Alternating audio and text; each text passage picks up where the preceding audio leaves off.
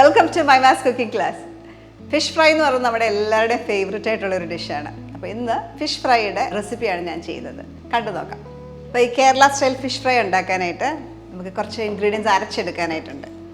ഞാൻ ഇവിടെ എടുത്തേക്കുന്ന കുരുമുളക് നമുക്ക് മീൻ വറുത്തതിന് മെയിനായിട്ടുള്ളൊരു ഇൻഗ്രീഡിയൻ്റ് ആണ്. 1 ടേബിൾ സ്പൂൺ കുരുമുളക്, 2.5 table spoon Kashmiri chilli powder, മഞ്ഞൾപ്പൊടി 1/2 ടീസ്പൂൺ,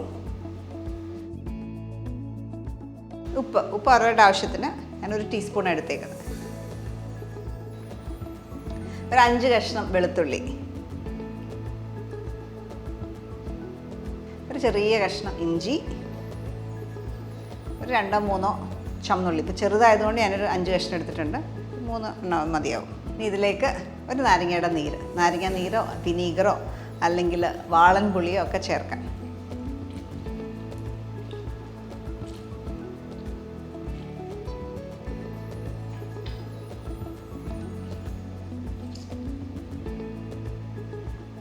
ഇതിലേക്ക് 1 ടേബിൾ സ്പൂൺ വെളിച്ചെണ്ണ.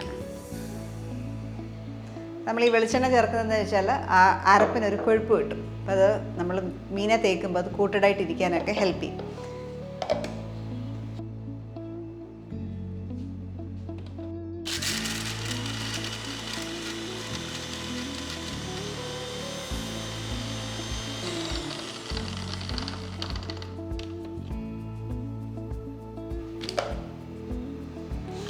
ഇതിലേക്ക് ചെറിയൊരു പിടി കറിവേപ്പില,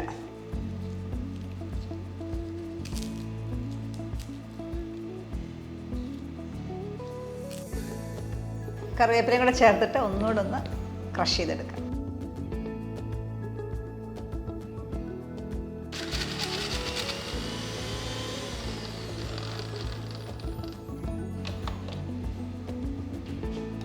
നമ്മൾ കറിവേപ്പില ചേർത്തിട്ട് വല്ലാണ്ട് അരയേണ്ട ആവശ്യമില്ല കേട്ടോ. ചെറിയ പീസസ് ആയിട്ട് ഇടുന്നാൽ മതി. നമുക്ക് അരച്ചരപ്പ് ഒരു പ്ലേറ്റിലേക്ക് ഇടാം. ഈ ഒരു ബോളിലേക്ക് ഇടുക.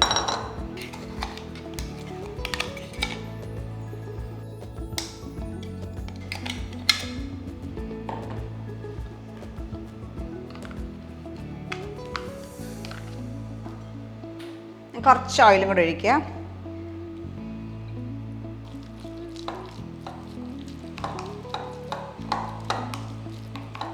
ഈ സമയത്ത് നിങ്ങൾക്ക് ഉപ്പൊക്കെ ടേസ്റ്റ് ചെയ്ത് നോക്കുക.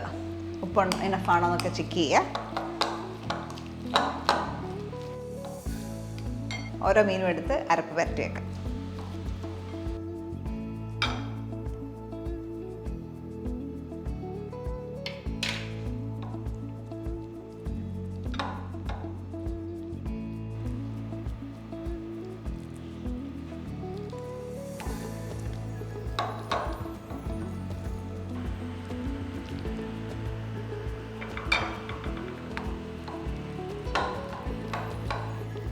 ഞാനിവിടെ എടുത്തേക്കുന്ന വറ്റ എന്ന് പറഞ്ഞ മീനാണ്.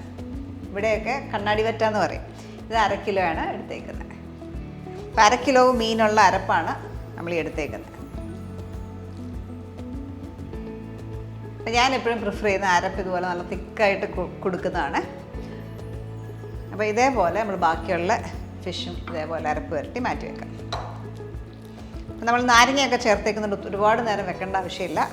ഒരു 15-20 മിനിറ്റ് വെച്ചാൽ മതിയാവും.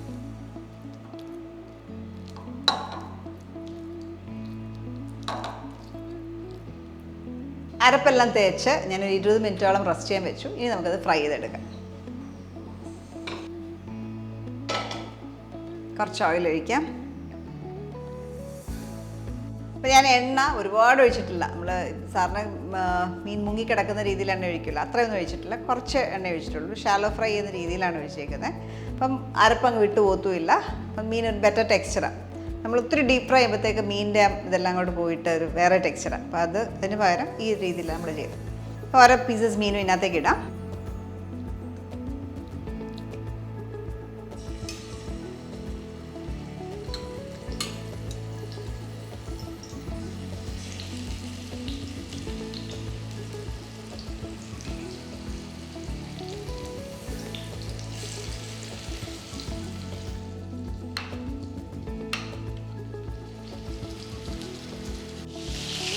ഒരു സൈഡ് ലൈറ്റ് ബ്രൗൺ ആകുമ്പോൾ ടേൺ ചെയ്യാം. ഈ ഒരു കളർ ഇതാകുമ്പോൾ മീറ്റ് ഈ സമയത്തും അകത്ത് ജ്യൂസി ആയിരിക്കും.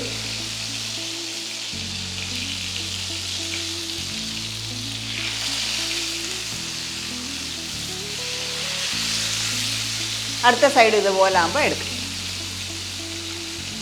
അപ്പോൾ രണ്ട് സൈഡും മീനായിട്ടുണ്ട്. എടുക്കാറാകുമ്പോൾ ഞാൻ കുറച്ച് കറി ലീവ്സ് കൂടെ ഇടും, ജസ്റ്റ് ഒരു ഫ്ലേവറിന് വേണ്ടിയിട്ട്.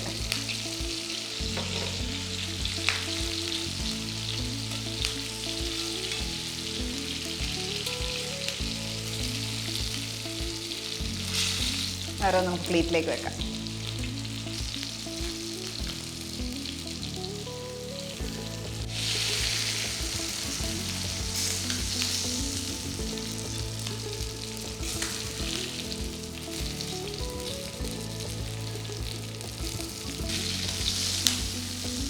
ഇതേപോലെ ബാക്കിയുള്ളതോടെ ഫ്രൈ ചെയ്തെടുക്കാം. നമ്മുടെ കേരള സ്റ്റൈലുള്ള ഫിഷ് ഫ്രൈ, നമ്മുടെ ഫിഷ് എല്ലാം ഫ്രൈ ചെയ്ത് ഇവിടെ മാറ്റി വെച്ചിട്ടുണ്ട്. അപ്പോൾ ഇത് വളരെ സിമ്പിളായിട്ടുള്ള ഒരു ഡിഷാണ്. കുറച്ച് ഇൻഗ്രീഡിയൻസേ ഉള്ളൂ. ഈ ഒരു അളവ് ഫോളോ ചെയ്ത് കഴിഞ്ഞാൽ ഉപ്പ്, എരിവ്, പുളി എല്ലാം പാകത്തിനാണ്. അപ്പോൾ നിങ്ങൾ ട്രൈ ഔട്ട് ചെയ്തിട്ട് നിങ്ങളുടെ കമൻറ്റ്സ് അറിയിക്കുക. നല്ല വീഡിയോസിനായിട്ട് സ്റ്റേ ട്യൂൺ ടു മൈമാസ് കുക്കിംഗ് ക്ലാസ്.